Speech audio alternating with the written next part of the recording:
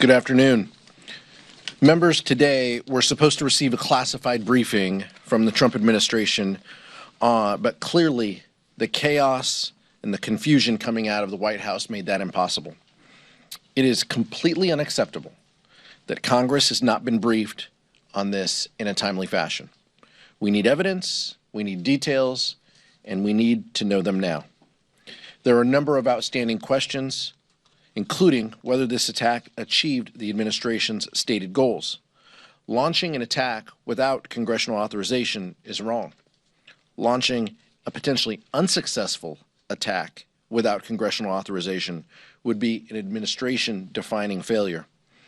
And this is a defining week for the Trump presidency. He has asked Republicans to put the unpopular One Big Ugly Bill on his desk by July 4th so that he can celebrate Independence Day by throwing 16 million people off of their health insurance to pay for billionaire tax breaks that explode the deficit by over $3 trillion. And now he's putting American troops in harm's way in the Middle East after promising that he'd restore peace. The American people want a steady hand at the wheel and to fight back. I'm proud to launch the House Democratic Caucus National Security Task Force, co-chaired by Representatives Jason Crow, Maggie Goodlander, and Derek Tran. And we want to thank co-chair Mikey Sherrill, who can't be with us here today. The members leading this task force will draw on their patriotism, expertise, and commitment to service by providing the leadership that Donald Trump and the rubber stamp Republicans lack the courage and moral clarity to deliver. Vice Chair Ted Lieu. Thank you, Chairman Aguilar. I'm pleased we're joined today by veterans Jason Crow, Maggie Goodlander, and Derek Tran. Like Chairman Aguilar said, it is completely unacceptable that the administration is unwilling to brief the House of Representatives on the strikes in Iran. It has been a long-standing bipartisan goal of both Democratic and Republican administrations to prevent Iran from acquiring a nuclear weapon. The Iranian regime is a theocratic, autocratic regime. If they had nuclear weapons, they could launch them at U.S. bases, U.S. military interests, and at Israel. And we have to make sure this regime never acquires a nuclear weapon. At the same time, I believe the Constitution means what it says. Only Congress has the power to declare war. I publicly stated at the time that Obama needed congressional authorization to strike Syria. I believe Trump needs congressional authorization to strike Iran. My view of the Constitution does not change based on what party the president happens to belong to. Now, there's some other news that happened today, including that consumer sentiment declined again. And what we know is that the economic policies of Donald Trump and the Republicans are harming Americans, and the American people know it. Inflation has increased. Grocery prices have increased. People are having difficulty making ends meet. And now we have this huge, big, ugly bill that's going to cut health care for millions and millions of Americans in service of tax breaks for billionaires. We ask the Republican Senate and House Republicans to vote no. And with that, it is my honor and pleasure to introduce Representative Jason Crow, who served our country in combat prior to joining Congress. Thank you, Chairman Aguilar, Vice Chairman Lieu, and my fellow co-chairs of the House Democratic National Security Task Force, Derek Tran and Maggie Goodlander. I'm Jason Crow from Colorado. And even though I'm a member of Congress now, I view this issue, like many national security issues, more through my eyes as a former Army Ranger and paratrooper and combat veteran than just as a member of Congress. I deployed 3 times to Iraq and Afghanistan in my early and mid-20s. And I know the true costs of war. I know what happens when unaccountable elites in comfortable air-conditioned offices in Washington pound their chests, saber rattle, and then send somebody else to go off and do the tough work. Because it's people that I grew up with, working class kids from around the country and from the middle of the country, from small towns that people in Washington don't pay attention to, that have to go out and carry out that tough talk. So I take it pretty personally when an elite like Donald Trump makes a cavalier decision without thought, without engagement with Congress, to potentially pull us into another long-term endless conflict in the Middle East.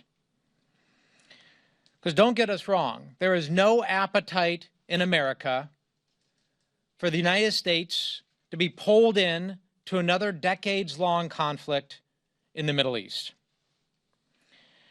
So there's a lot of talk about Congress and why Congress should be involved. A lot of discussion about the Constitution, a lot of discussion about war powers, and I just want to talk about why that should matter to Americans. You know, of course the Constitution matters, and of course obeying the rule of law matters. But let's drill down into that for just one moment.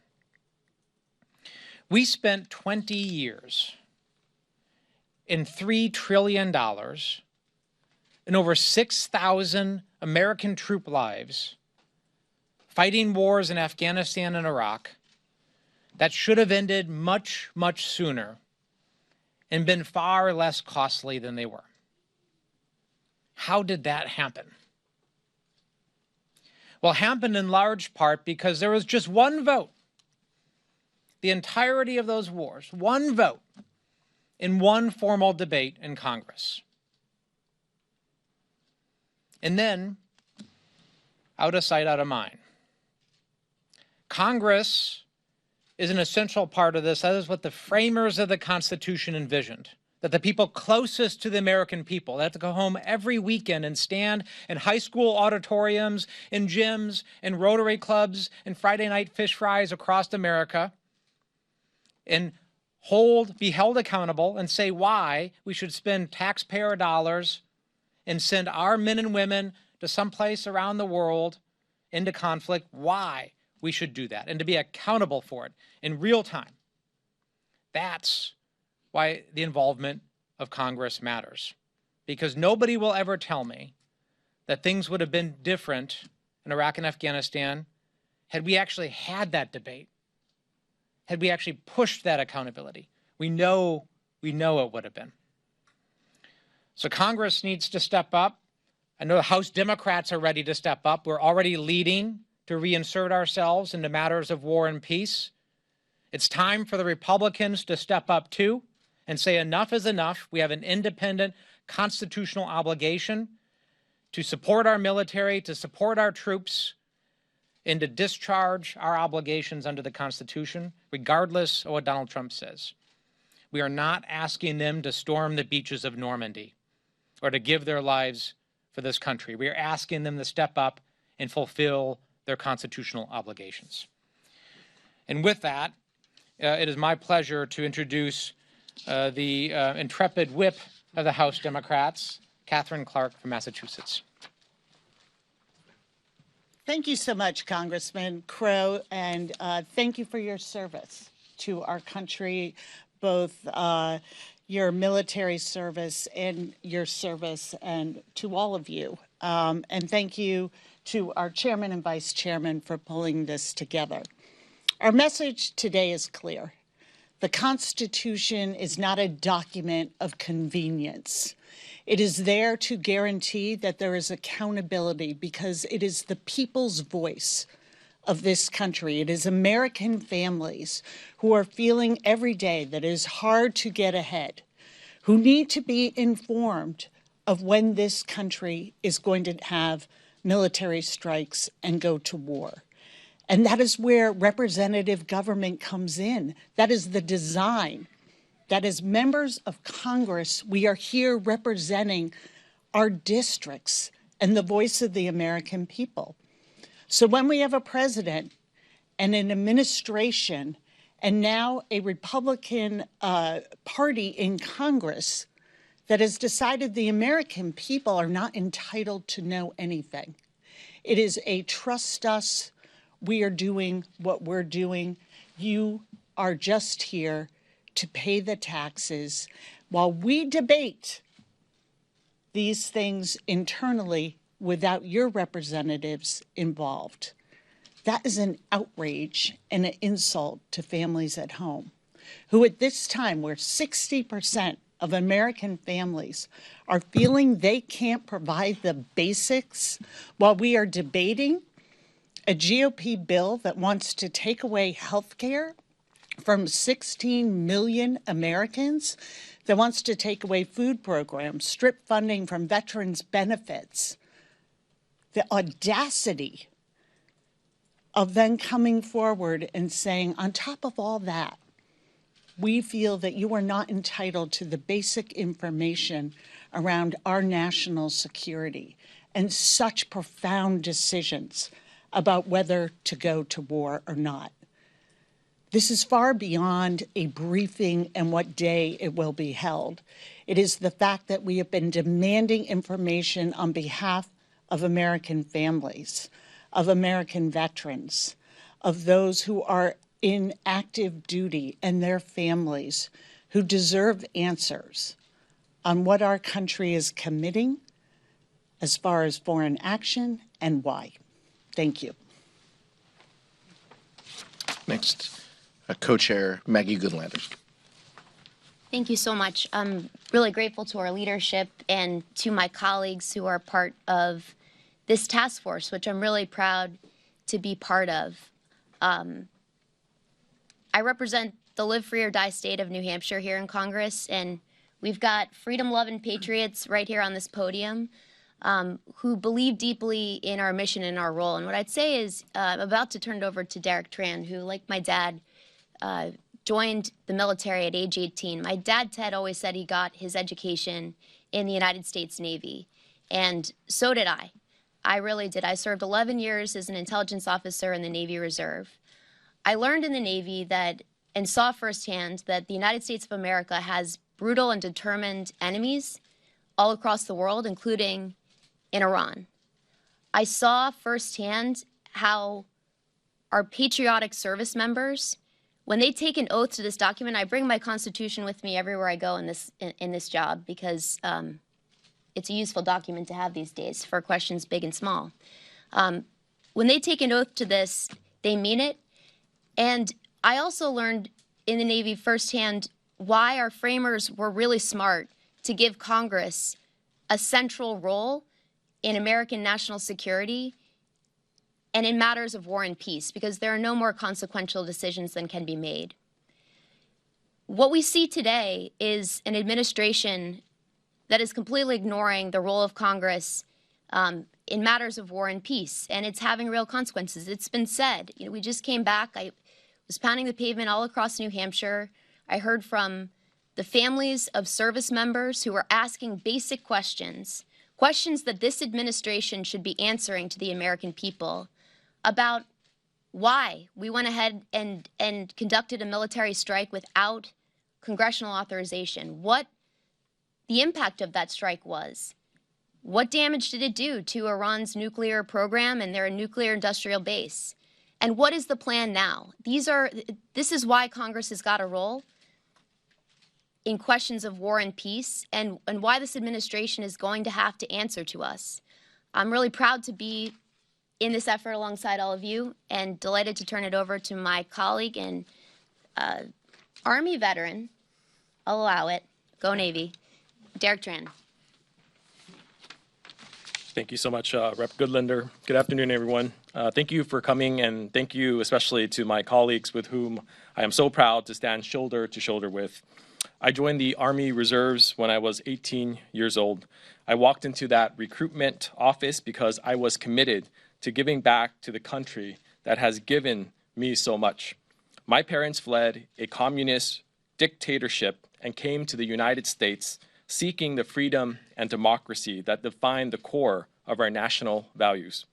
I brought that background with me to Congress, and I'm so proud to lend my voice as a leader of the House Democratic Caucus on the National Security Task Force. Just this week, we learned in terrifying detail just how important our voices are at this critical moment. Iran and its proxies pose a serious threat to our nation, and American people are looking for measured, steady leadership to protect our national security. They're not seeing it from President Trump.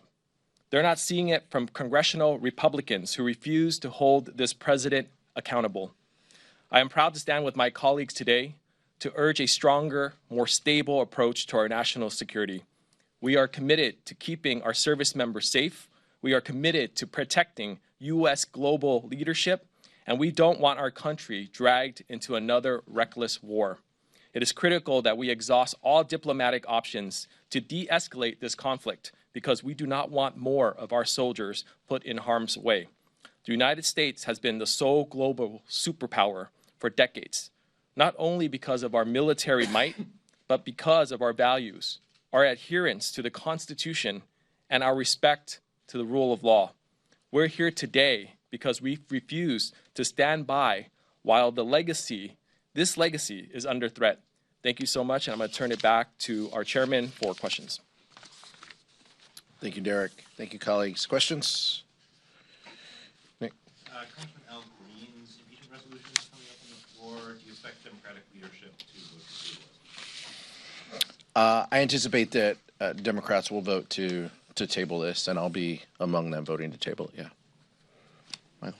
You mentioned at the top, Chairman, that Donald Trump wants to get the bill on his desk by July 4th so that he can celebrate Independence Day by throwing 16 million people off their health insurance. How will House Democrats, you all have done days of action during recesses, you held press conferences, had different types of events. As this thing gets closer to the Senate taking it up and potentially coming back to the House, what can Americans expect to see from House Democrats as this gets down to the wire on pushing back against the SNAP cuts, the Medicaid cuts, within the context of this Iran-Israel conflict? You all are balancing a lot of different kind of walking and chewing gum at the same time. What can folks expect in this fight against the bill as it comes back? All of this is, as my colleague said, all of this is about the American people. You know, their safety and security is front of mind, whether it's keeping them out of harm's way and protecting their national security or looking out for their health and safety. All of that fits within the same theme, and that is the focus of House Democrats, is how do we make lives better for folks in our community. But we're not going to be distracted. We're not going to take our eye off the ball. The Senate is going to do whatever the Senate has to do, but we know that this bill is coming back at some point. We can't control when that happens, but as we get closer to that, we will use our voices and we will be very clear with the American public, guided by, and this shocks our Republican colleagues, guided by the facts, guided by the CBO saying this is going to kick 16 million people off of their health insurance, guided by the nonpartisan analysis that says this is going to put a $4 trillion hole in the deficit. Those are things that House Democrats will continue to amplify. And what that means to folks in our community is this means people are going to lose their health care. This means hospitals are going to close. That's what's at stake, and House Democrats are going to continue to use every tool we can. If we're here over the next intervening days or whatever that holds, we're going to make our voices heard back home and across this country using our voices and getting the word out. Vice Chair Lee? So, again, this big, ugly bill is the largest health care cut in U.S. history. And according to the facts, as Chairman Aguilar laid them out, 16 million people are going to lose their health care. And why? Why are we doing this? Tax breaks for billionaires. That's literally what the bill does. And the more the American people find out about the bill, the more they dislike it. Even now, this bill is 21 points under water, a shockingly low result, only matched by Donald Trump's polling approval, which the latest AP poll had him at 21 points underwater, with 60% disapproving of Trump's job performance. So what Trump Republicans are doing is not popular, and the more the American people find out, the more they dislike it. Thank you. As far as the briefing on Iran that was supposed to be this afternoon, could you just walk us through any conversations that you've had with Republican leadership about this briefing and why they say it was canceled, whether there's any plans to hold it on a date in the future? I don't have anything that isn't public. I read it on X as well, just like everybody else. I assume that this will come up in the next few days, but I find it incredibly frustrating and difficult that we can't get the answers to our questions. Are our service members in harm's way? Was this a successful mission? Where is the enriched uranium? These are all fairly straightforward questions, and Congress deserves answers. This isn't a partisan issue. I hope we get answers to those questions. We have no idea on the timing. Representative Crow. I think it's really important to underscore that the president, any president, has self-defense authority under Article 2 of the Constitution. But to meet that threshold, you have to show that there was an imminent risk of attack against Americans or U.S. facilities. That's the standard. As a member of the Armed Services Committee and the House Intelligence Committee, I have not seen any evidence leading up to the attack that there was an imminent risk to Americans or to U.S. facilities to meet that threshold. So the administration has to answer for that. And that's why it's really important we get answers quickly, because this is the type of situation that could spin out of control very rapidly. Just to follow up on Nick's question about the impeachment motion to table today. Obviously, the Democrats have been very united against pushing back the big, beautiful bill. Several other issues, you have shown a unified force. On issues like this, as it relates to impeachment, is it unhelpful for your members to come forward and put an issue on the table like impeachment that divides the caucus? Members are going to represent their constituents and their communities. Members have gone back home, they've had town halls, they've heard from their constituents. They bring back those ideas and those interests every week. That is the nature of this place. At this time, at this moment, we are focusing on what this big, ugly bill is going to do. I think anything outside of that is a distraction, because this is the most important thing that we can focus on. And so that's what we plan to do in the next days that we're here, and that's what I expect members to carry forward. Thank you.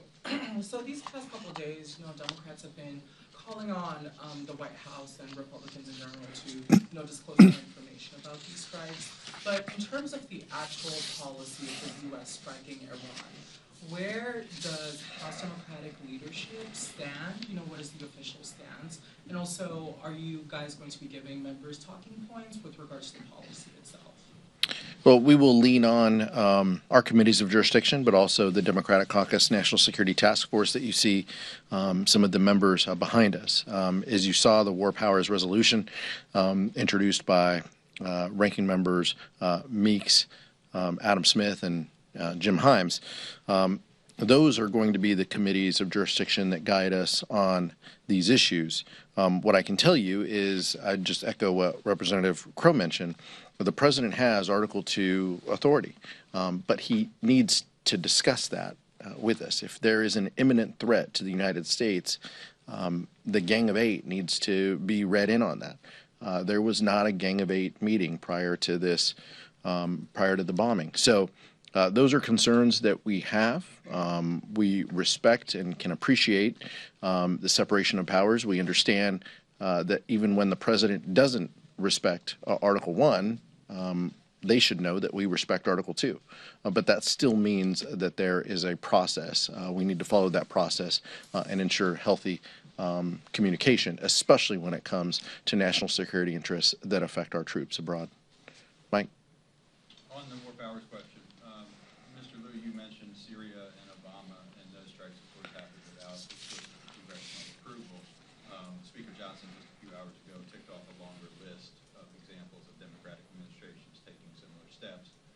Doesn't that kind of undermine your argument that, hey, look at these big bad Republicans violating the Constitution with these strikes, when Democratic administrations have done similar things in the past? Yeah. Just because it was wrong then doesn't mean it's not wrong now. The Constitution is the Constitution, and it says only Congress has the power to declare war. And it's been a bipartisan problem with Congress ceding way too much power to the executive branch. And if you look at what J.D. Vance is saying, it's pretty extreme. He's basically saying the president can take action because it deals with nuclear proliferation. Well, if you take that argument, then that would mean any U.S. president could just strike Russia or China or North Korea without congressional approval. That's just insane. And so we're reasserting Congress's role on the Constitution. And again, just read it. It's pretty clear. Only Congress has the power to declare war.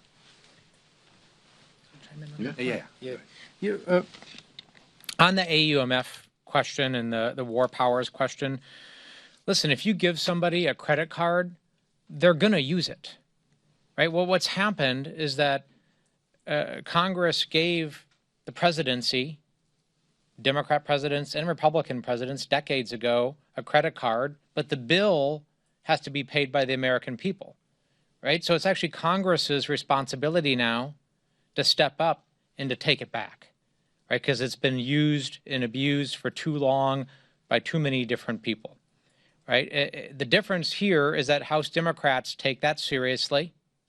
We're stepping up to do something about it. And in the absence of leadership by the Republicans who control the House of Representatives and the Senate, once again, House Democrats are stepping up to lead and to make the tough decisions to do the right thing so the American people don't have to foot the bill for reckless misadventures and foreign policy failures. That's the difference. But I think, a lot of this discussion around war powers and authorizations for use of military force, let's not forget what we're trying to achieve here, right? House Democrats know the danger that Iran poses to the world. We know the danger that Iran poses to American troops. I know.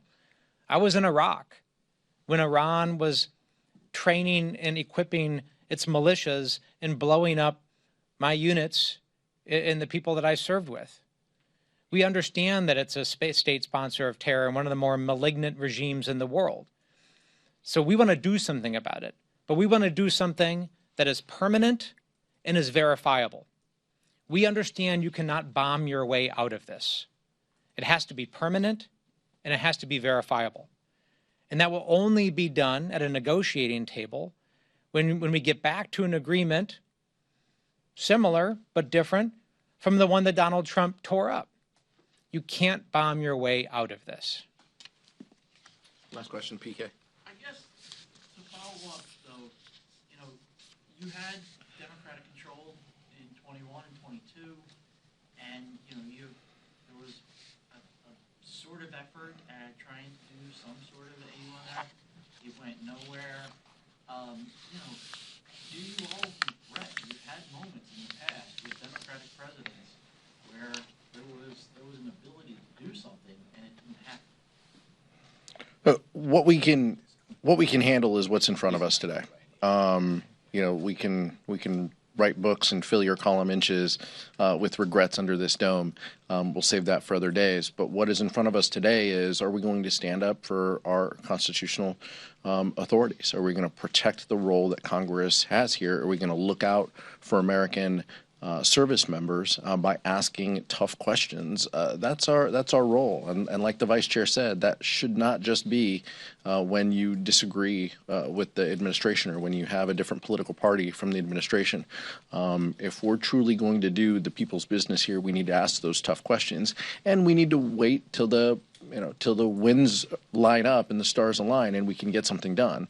That part is unfortunate. Maybe we've missed a few opportunities, but that doesn't mean that we turn a blind eye right now. It doesn't mean that we just let Donald Trump walk all over us. It means that we stand up for our authority and speak up on behalf of our constituents at every opportunity. Thank you.